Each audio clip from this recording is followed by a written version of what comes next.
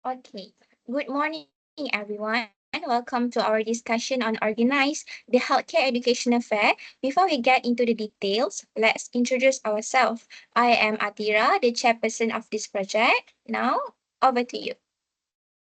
Hello, I'm HILMAN, in charge of multimedia marketing and external relationship. Looking forward to making this event impactful. So hi, my name is Juin. I'm the financial officer of this project. Hi, I'm AMIR, serving as the volunteer coordinator and event technical for this project. Okay, let's dive in. Our healthcare educational fair aims to increase interest in healthcare careers among students and to address the misconception and barriers to entering the healthcare field. So why is this important? Because the shortage of healthcare professional is a growing issue currently. So our event can inspire the next generation while highlighting the urgency of the problem. So I love to hear your thoughts. What impact do you hope this fair will have? Encourage more participation in healthcare education programs. It can also entering the healthcare field. Beyond awareness, we want to encourage long-term engagement with education programs that lead to actual careers. In doing so, we will be addressing the workforce shortage and giving people the tools they need to pursue their dreams in healthcare. Alright, so from my perspective, the healthcare educational fair address the issues by connecting attendance with training resource, scholarships, and mentorship opportunities, supporting their educational and career growth. In my view, this healthcare education fair can help the community to involve in a dialogue about the healthcare workforce crisis. Okay, yes, I agree with all of you. So, Hilman, what do you think the target audience for this project, and how do demographic or characteristic define the target audience? Okay, for our target audience, we should target two main groups, which are high school students, particularly those in their upper years, and college students who are already studying health-related field. The high school students are in the exploration phase of their academic life and they may not fully understand the different career options within healthcare. By doing exposing them to those options early, we can give them the guidance they need to make informed choices about their future educations. On the other hand, college students such as matriculation college who are studying in health-related field might already have some knowledge about healthcare, but they may not know yet what kind of job they want in the field. The fair can help them discover specific areas that may not have thought about. For example, a student studying nursing might not realize the opportunities available in medical research and of public health. These two groups complement each other and will both benefit from the event. Okay, nice point. So we will put our target audience as high school and college student. So now we will proceed with activities that will be included in the project. In my opinion, we can open a workshop booth for hands-on practical skills, games, and quiz. For example, like physiotherapy, we can teach method to check range of motion to each joint and do a posture assessment. And then for occupational therapy, we can do hand exercise games and sensory games. What do you think? Do anyone of you want to add on something for these activities? So I thought it would be great to involve other courses to add more varieties to the activities. Like for example, the optometry booth, you teach attendees how to examine the eye power. The radiography and imaging booth will have a games to compare the X-ray, and the dialectic booth will feature a healthy snack stations. What a fantastic plan. Is there any idea from Amir too? I think we also can invite biomedical course where they can do self-identification challenges to the audience. Speech science also can be invited so they can demonstrate a real-time voice retraining and surgeons can show them the basic suturing on artificial skin. Basic medical skills such as first aid skills, CPR, and choking techniques also can be shown to the target audience. Okay, that's a great idea. It's a great way to encourage learning in a fun and practical way. So now let's move on to the next point. Could anyone elaborate on how these activities will effectively raise awareness?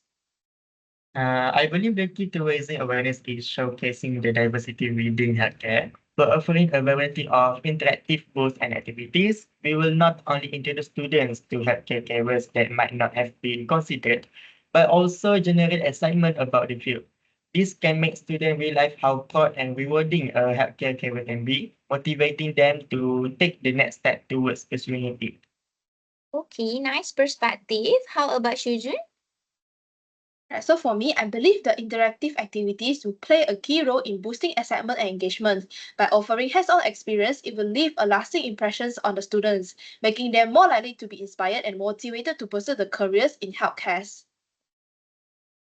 As far as I'm concerned, by showcasing various healthcare roles, required qualifications, and career growth opportunities, this fair can dispel misconceptions and provide clear, accessible entry pathways.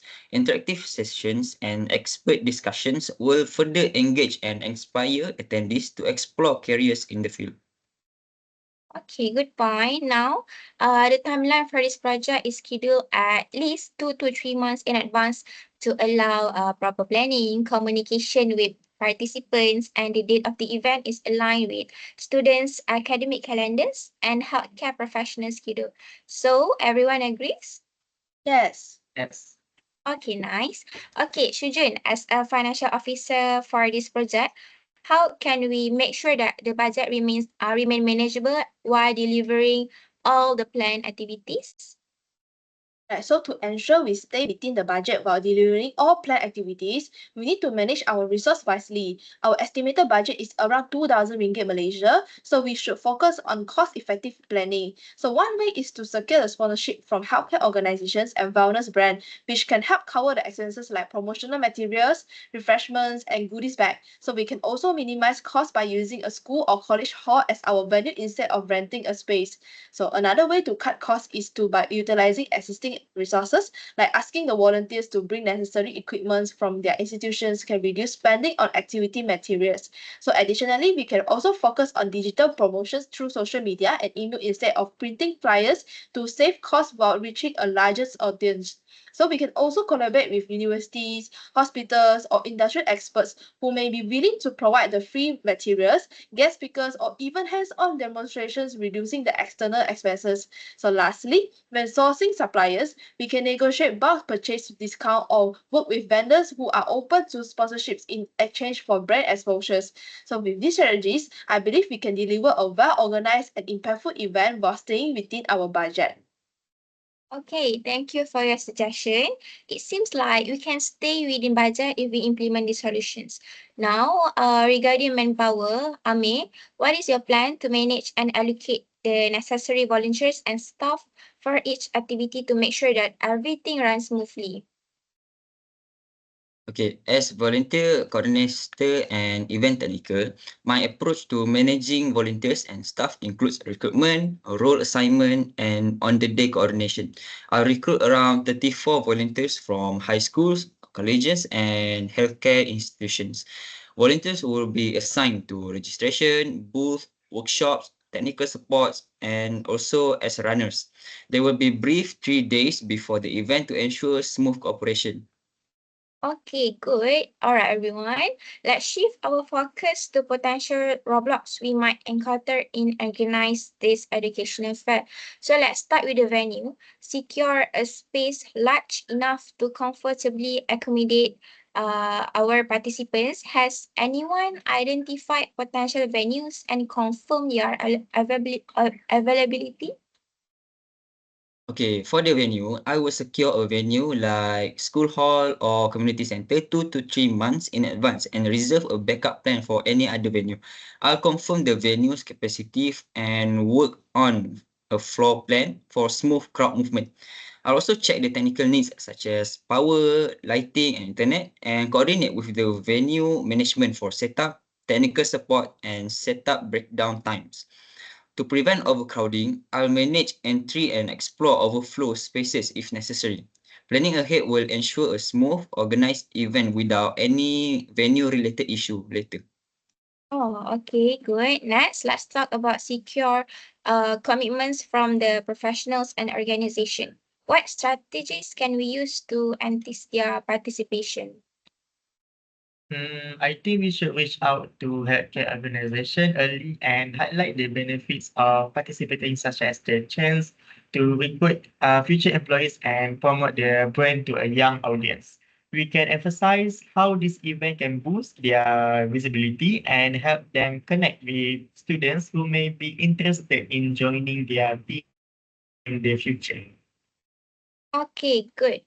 Okay, next, of course, we need to be realistic about our budget. Funding for activities, materials, and even refreshments can be a problem. So, have we explored all the potential funding avenues, including grants or sponsorships? Right, so to address the concern about the budget constraint, we could secure sponsorship from various healthcare organizations, private companies, and government agencies. So by reaching out to well-established organizations in the healthcare sectors, we can actually increase our chances of obtaining the financial support to fund key aspects of the events. So this could include covering the expenses for promotional materials, logistics, and even speakers' fee if needed. So one of the biggest challenges is funding the refreshments, but we can overcome this by securing the sponsorship from a health and wellness brand such as Nestle Malaysia. So this brand could provide goodies bag, healthy snacks, and or beverage, which would not only help reduce our cost but also enhance the experience for attendants. So additionally, partnering with such companies could give them valuable exposures while supporting our educational initiative. So to further cut costs, we could leverage the resources availability to us by asking volunteers to bring some of the necessary equipments from the educational institutions. So this would reduce the needs of additional purchase and ensure that the activities remain engaging without exceeding our budgets. So we can also look into borrowing items from faculties, departments, or collaborating with universities willing to support the events by lending us the materials. So by combining these cost-saving strategies, secondary sponsorships, leveraging institution resource, and maximize in-kind or contributions, we can ensure that the event runs smoothly without exceeding our financial limits. So this approach will help us stay within budgets while delivering a high quality and impactful experience for all the attendees. Okay, good. Finally, the time management of the day of the event is critical.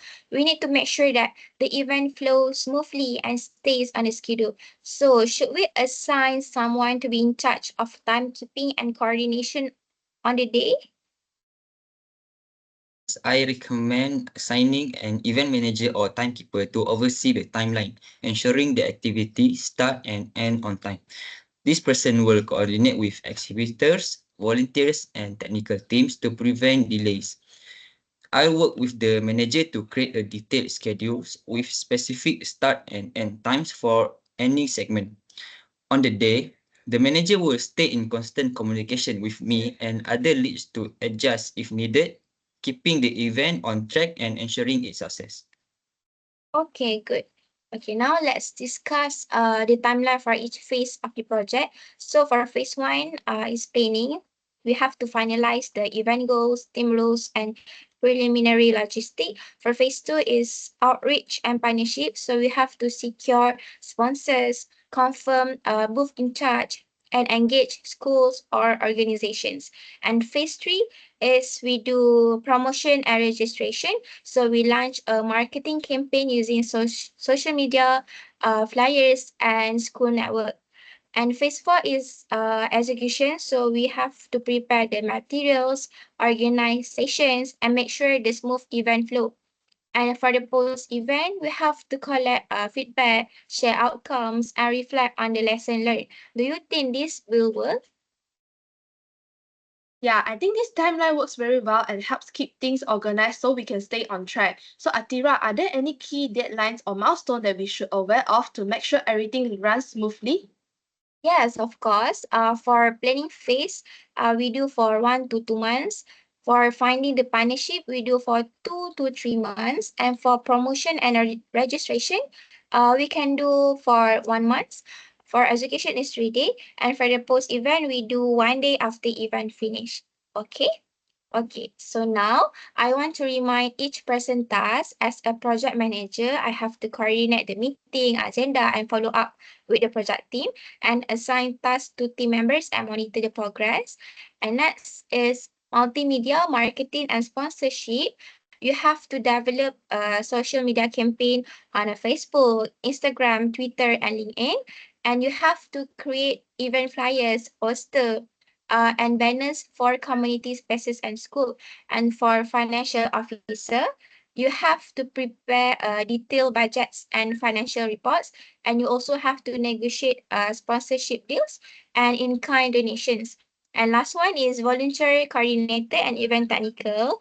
You have to create a volunteer job description and promote opportunities. And you also have to manage event technical setups like sound system, lighting, and projector. So you all understand? Okay, yes. Okay, good. Does anyone have any idea on how communication and coordination can be maintained among group members? Actually, we can use Gmail for formal updates and create share documents on Google Drive for real-time collaborations. Google Meet can be used for regular meetings, and I will ensure everyone is informed a day before we start the meeting. Yes, I completely agree with this approach. Me too. So, Ame, can you summarize our meeting today? Okay, to summarize, our project, which is the Healthcare Educational Fair, targets high school and college students, featuring hands-on workshop to raise awareness of healthcare careers. The event is feasible with 2,000 ringgit budget and volunteer support. The timeline includes 7 months, including for planning, outreach, promotion, execution, and post-event feedback. Tasks involve team coordination, marketing, budgeting, and volunteer recruitment with communication through email, Google Meet, and shared documents. Does anyone have anything to add? I think no. So, great. Thanks, Ame. Anything else? No, all good. Oh, all good. Okay. Okay, nice. Okay, thank you, everyone. Let's make this project success.